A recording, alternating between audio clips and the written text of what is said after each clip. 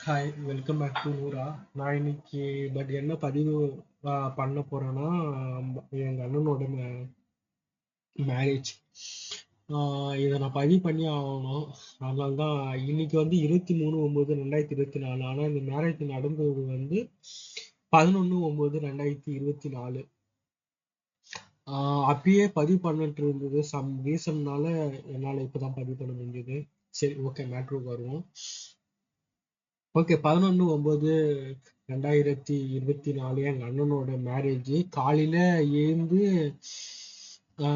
As usual காலையில but அன்னைக்கு நான் அமேசான் ஹாலிடே அப்ளை பண்ணியிருந்தேன். அதனால அமேசான்ல எந்த ஆர்டரும் வரல. ஆனா மீஷோல ஒரு சில ஆர்டர் இருந்தது. அதை பேக் பண்ணி வச்சுட்டேன். ரொம்ப அதிகமாலாம் இல்லை, கம்மியாக தான் ஆர்டர் இருந்தால் பேக் பண்ணி வச்சுட்டேன்.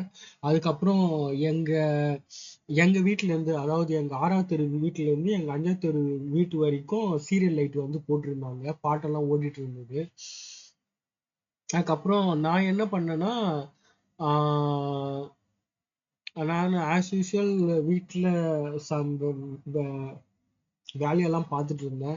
ஆர்டர் எல்லாம் முடிஞ்ச உடனே பட் 5வது தெருவுல போய் நான் ஆர்டர் வைக்கும் போது எங்க சித்தி வந்திருந்தாங்க.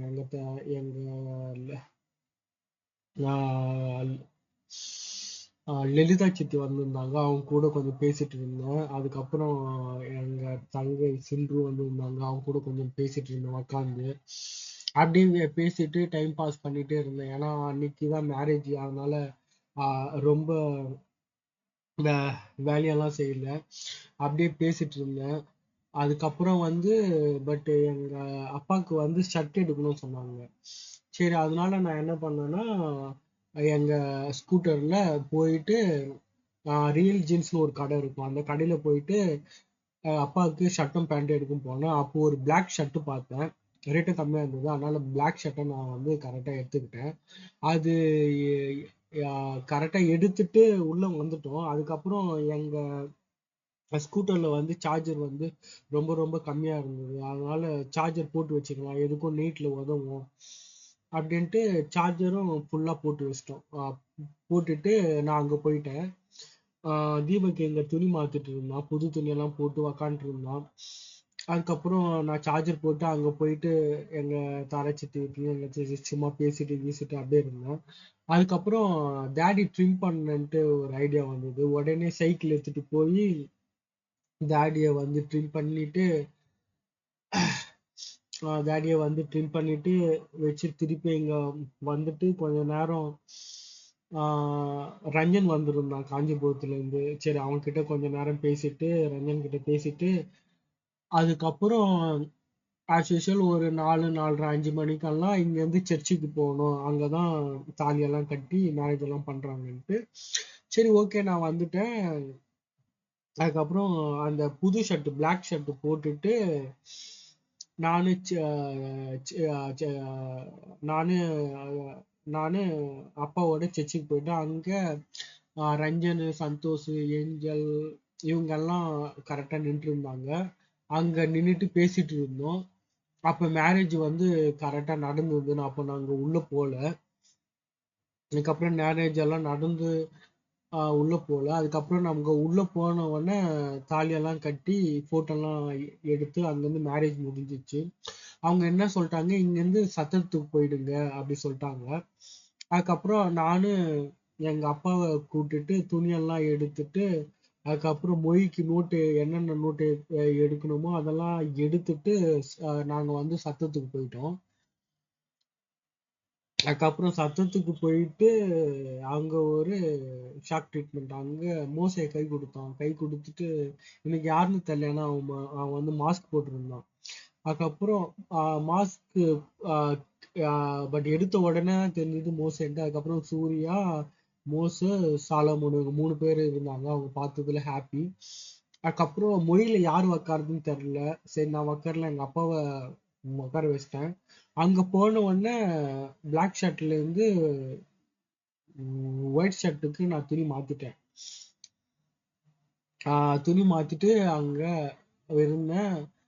அப்பதான் ஆளுங்க கொஞ்சம் கொஞ்சமா வர ஆரம்பிச்சாங்க. கொஞ்சம் கொஞ்சமா வர ஆரம்பிச்சாங்க.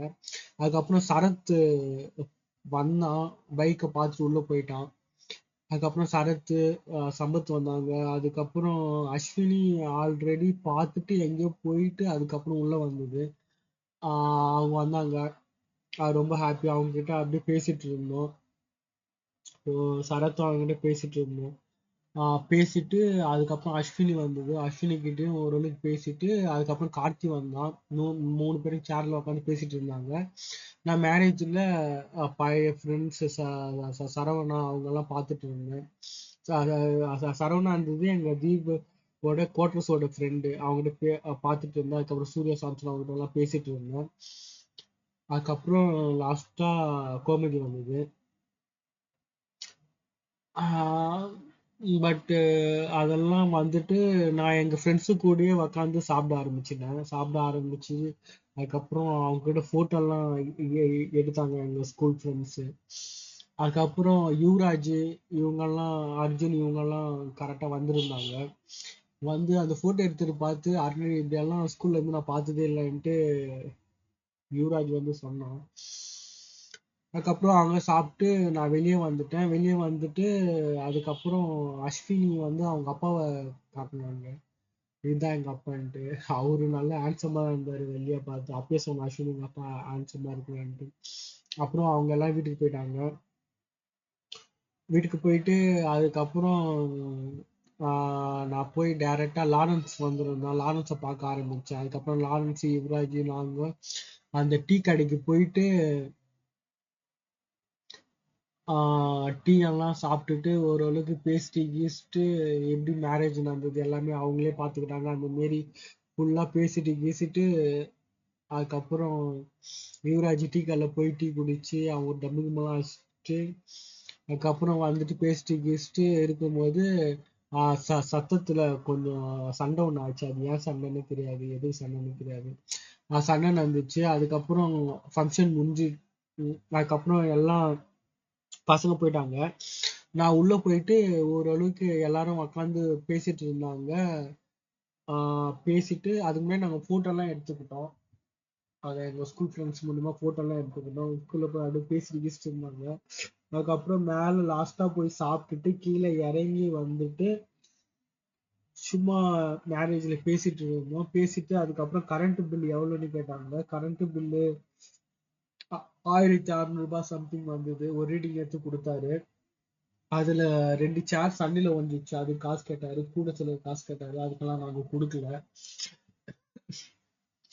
கரண்ட் பில்லுக்கு மட்டும் காசு கொடுத்துட்டோம். அதுக்கப்புறம் லாஸ்ட்ல வந்து சாமா ஏத்துறாங்க, யாராவது கூட போங்கன்னாங்க. அதுக்கப்புறம் ஒரு குட்டி யானை வந்தது. அதுல எல்லா சாமாவும் ஏத்திட்டோம். சாமா ஏத்திட்டு